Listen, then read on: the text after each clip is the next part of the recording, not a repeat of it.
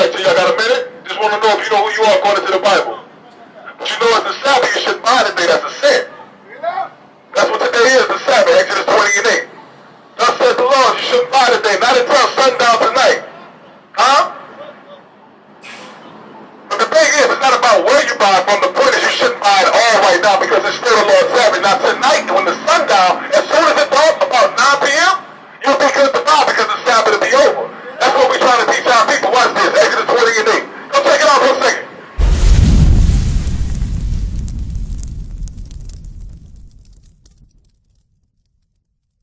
The Bible says what? Remember the Sabbath day. So God said remember the Sabbath day. That's why we're reminding our people that today is a high holy day. The most sacred day of the Most High God. We're not supposed to buy, we ain't supposed to cook, and we ain't supposed to work. You know what I'm saying? We got to come together and get in this Bible. Why? So we can remember the things that we're supposed to be doing, thus said the Lord, including the Sabbath day. Read it again. The book of Exodus, chapter 20 and verse 8. Remember the Sabbath day to keep it holy. To what? To keep it holy. Let me ask you something. What do you think it mean to be holy? Why would he say to keep it holy? Why is anything holy? Why is holy necessary? You got an answer for any of that at all? Keep it sacred. To keep it what? Sacred. I like that. So he's saying to keep his day sacred, right? Meaning what? It's separate from everything else. That's a good mentality to have, man, for you to know that, but it shows some wisdom right there. But you got to build upon it. You know what I'm saying? Keep reading. 6 days shall thou labor and do all thy work. How many days he said? He said 6 days. How many days in a week? All praise the both of y'all small. Come on. But the 7th day is the Sabbath of the Lord thy God. Well, look at that. He said, but the 7th day is the Sabbath of the Lord. What day is the 7th day? Huh? You said Saturday? Okay, and when does it start? Because you're right. All praises, you're correct. When does it start? Hey, y'all come to the side for me. Y'all come to the side. I got y'all behind me. You got to start. Come around, bro. You can bring that. Come. The book of Exodus, chapter 20 and verse 8. Remember the Sabbath day to keep it holy. 6 days shall thou labor and do all thy work. But the 7th day is the Sabbath of the Lord thy God. In it thou shalt not do any work, thou nor thy son. Okay, so that's what we was at. We was dealing with the Sabbath day, right? When does it begin? That was the question I was asking. The Sabbath? Or when does any day begin? When does the day begin, period? When the sun rises. When the sun rises, how do we know that? How can we prove it? Okay, Genesis 1 and 5, we'll show you. Genesis 1 and 5 and then Proverbs 7 and 9. We'll show you when the day begins and how we can prove it. Thus said the Lord, the one that created the day. Alright, makes sense. Read. The book of Genesis, chapter 1 and verse 5. And God called the light day, and the darkness he called night. And the evening and morning were the first day. God called the light day, and the darkness he called night, and then the evening and the morning were the first day. So the evening, then the morning, makes the first day, right? So let's find out when it's the evening, or do you already know? Either one of y'all. Okay, if you got input, you got to guess. You think you know, that's all good. We family over here, since you know what the evening is? Okay, cool, well, we got the Bible. So now we go to Proverbs chapter 7, verse 9. In the Bible, the real one, the King James Version. Hopefully you got some. Read. The book of Proverbs chapter 7 and verse 9. In the twilight, in the evening. What? In the evening. In the black and dark night. In the black and dark night. So at nighttime, right, to make it plain. And behold, there met him. The book of Proverbs chapter 7 and verse 9. In the twilight, in the evening. In the twilight, in the evening, come on. In the black and dark night. The black and dark night, that's what it's talking about. Nighttime is when it's evening. So the beginning of the day is not when it's morning, it's actually at nighttime. That's why I said tonight, that's when you're able to buy, because the Sabbath will be over. You got a question? No, I was talking to her. That's cool, what you talking about there? The tribe of Levi. The tribe of Levi, that's her tribe? She so-called Haitian? All praise, we got another Levite out here. What about you? What's your tribe? Same thing? Okay, so your father is so-called Haitian, correct? My father is a Christian pastor, actually. Well, that's a religion. We're talking about nationality. Oh, yeah. Okay, so is he so-called Haitian or what? No, yeah. Because it's not in the Bible. These are Deuteronomy 28 and 37. We'll show you why we say these things. These are not our God-given names. It's called something. God gave us a word for that as well. He told us these curses that the Israelites, the so-called blacks, Hispanics, and Native Americans would have to suffer if we broke his laws. So we broke his laws and we still suffering these curses to the day. But that's how we identify ourselves, because nobody else can claim the curses in Deuteronomy 28. He only put them on his chosen people. The Israelites. Us. Read that. The book of Deuteronomy chapter 28 and verse 37. And thou should become an astonishment, a proverb, and a byword. So thou shalt become an astonishment, a proverb, and a byword. Any idea what an astonishment is or what it's talking about? An astonishment. You see how you kind of got that like, man, what the hell is going on? That's an astonishment and amazement. We went from ruling the world. You laughed and look. We went from ruling the world, all praise to the Most High, to being on the bottom of society, to getting whooped. All kind of people beating out back. This is one of our forefathers, man. He was beat like an animal, with no regard. And he's just one of many of our people. That's an astonishment. We once ruled the whole world. This land was for our brothers, the northern kingdom of Israel, the so-called Native Americans, right, the tribe of Gad, the so-called Hispanics, down there ruling in Mexico, full of gold, the so-called Puerto Ricans from the tribe of Ephraim over in Puerto Rico, which means rich port. It was full of things as well, like gold and other resources. We went from having all these things at our leisure to now serving everybody, working sun up and sundown for peanuts, for a little bit of nut. You see what I'm saying? That's an astonishment. Read it again from the top, please. The book of Deuteronomy, chapter 28 and verse 37. And thou should become an astonishment, a proverb. So a proverb. What's a proverb now? It's a book in the Bible, yes, so don't give me that. Don't cheat. It's a book in the Bible. What else is a proverb? What does that mean? Proverbs are words of wisdom. Okay, but that's what we're talking about in the Bible, right? The book of Proverbs. But he said, thou. Read it again. Watch this. And thou should become an astonishment, a proverb. So how did the Israelites become a proverb is what I'm asking. By living according to.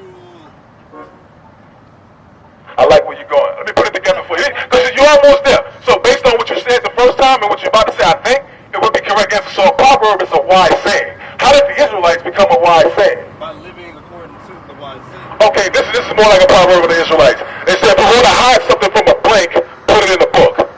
You know, you ever heard that one before? What's the blank? What's the blank in that statement?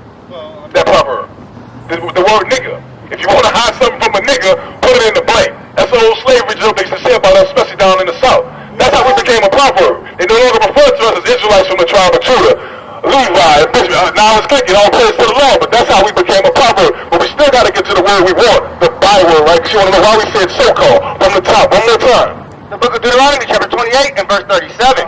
And thou should become an astonishment, a proverb, and a byword. Byword. That's why we say so-called, because we're not blacks as nationality is concerned, which is black into the ground like the Bible says, but our nationality is Israelites from the tribe of Judah, Benjamin, Levi, Simeon, Gad, so on and so forth. That's why we got a whole chart. I'm touching the right chart.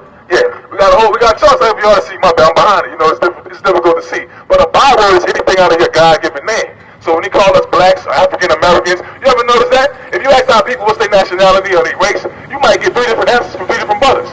They look the same, come from the same tribe, but they don't even know. One is say I'm colored, I'm African American, I'm Negro, Asiatic, black man. It's all kinds of stuff out there, all kinds of bywords. Where did we learn that from? Our slave masters. Just like where we learned this from, the false image of Christ. This is not Jesus according to the Bible. But because we've been keeping the laws of God, we allow our enemies to rule over us, and they oppress us with these things and keep us dumbed down. Because as long as we're at the bottom of society, stuck in the midst of our sin, they keep winning. They keep building up their businesses and their buildings and their communities and their houses. They living for real, living good. They don't have a problem with us out here killing each other. All these sins we break, they don't care because they know God is only for us. And if we stay in the midst of sin, they win. Go back to Nehemiah. No, go Exodus 20 and 9. I think we was at dealing with the Sabbath. Then we'll get on to some more commandments real quick. What's your name again, my brother? Oba. What's this name? What's this name? Oba. Oh, so okay. Samson, nice to meet you. Okay, basically, Eve like in the Bible. Yeah. Okay, all praises. Y'all got Bibles? Y'all got Bibles? Yeah, I got a lot of Bibles. Okay, hopefully you deal with the King James Version one. Read on.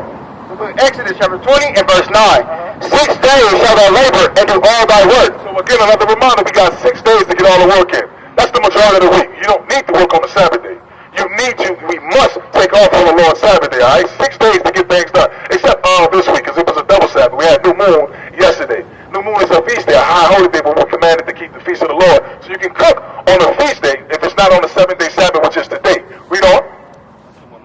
But the 7th day is the Sabbath of the Lord thy God. In it thou shalt not do any work, thou, nor thy son, nor thy daughter, nor thy manservant, nor thy maidservant, nor thy cattle, nor thy stranger that's within thy gates. So the Lord said basically on his Sabbath days, he don't want you or nobody else doing any work. So that means you can't be slick and you own a business or something like that and you got somebody else working for you. You say, well, I'm keeping the Sabbath. They doing the work for me. No. The Lord don't want that. I take it so far to I don't even want Amazon bringing no packages to my house on the Lord's Sabbath. You know, they let you pick the date you want it to come. I try to make sure I avoid the option of any Sabbath every single time. So I can't stop Amazon from doing anything. Why? Because I'm in slavery with my people right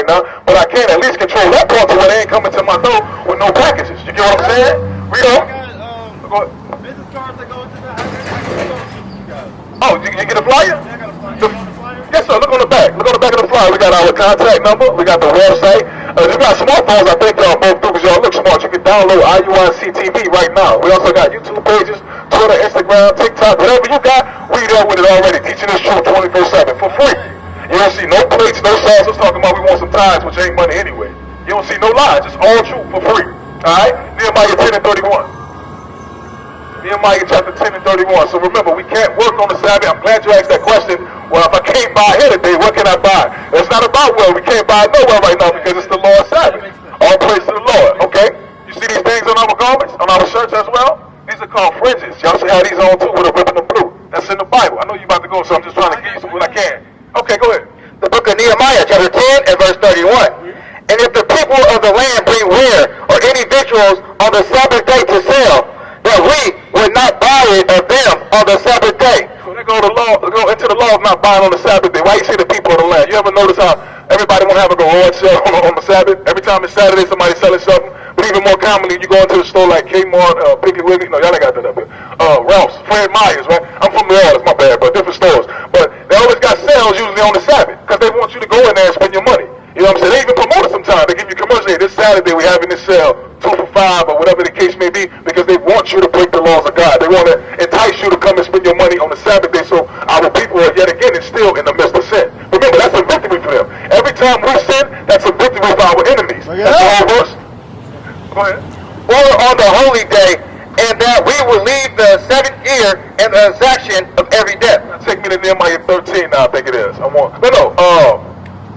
15, yeah, let's go there. Nehemiah, a few chapters over. So he was telling us, remember, not to buy no matter what's going on, because people was coming to our gates back when we had our own land over there in Israel. It belonged to the Israelites. It's named after the nation of Israel, us, the true Israelites. That's why you hear Jewish people say, Jewish. Ish means pertaining to. They fit none of the curses in the Bible, none of the prophecies, nothing. But the Edomites is who they are. That's what they fit, with that red skin. You know what I'm saying? We're dealing with people that stolen our identity, and we walking around cool with it because a lot of our people don't even know. That's why we out here teaching our people who we are, what we must do to take back our world. Bring it up. All praise to the Father. You get it. Come on. The book of Nehemiah, chapter 13 and verse 15. In those days saw I in Judah some treading winepress on the Sabbath. You remember what Nehemiah said? He said in those days, back in those days before we was in this captivity, which started about 1492 for the Southern Kingdom and the Northern Kingdom, the so-called Hispanics and the so-called Native Americans. But for us, the Southern Kingdom, it started around 1619. That's the transatlantic slave trade. This chart right here is one you can take a look at to see how they dropped this off. Y'all familiar with the history? This is all regarding our people. This is Bible prophecy. Anybody else fit these curses? You see anybody else with images like this they had to deal with? The Great Wall of China, you know that's our bodies laying up under them that built that Great Wall for the so-called Chinese? Because we was in slavery under them as well. All these things happen to us for breaking God's laws. That's why we constantly come out and remind our people, hey, we must come back to keeping God's laws. But Nehemiah said back in those days, in Judah, back when we had our own land, he saw people doing what? Treading wine presses on the Sabbath. Working on the Sabbath day. That's sin. That's why we ain't got our own land right now. Because we keep breaking God's laws. Even back then, he said, hey, listen, why y'all working on the Sabbath day? We're not supposed to be doing that. No, already told us to do. We need to get our minds right and make sure that we do it. Come on. And bringing in sheaves and lading asses, as also wine grapes and figs, and all manner of burdens. All kind of different jobs. Everybody doing their own work on the Lord's Sabbath day. When we just read Exodus 20 and 8, remember the Sabbath day to keep it holy. It's separate from every other day. You got 6 days to work. On the Sabbath day, the 7th day of the week, the Sabbath though, you shall not work. It's that simple. Come on.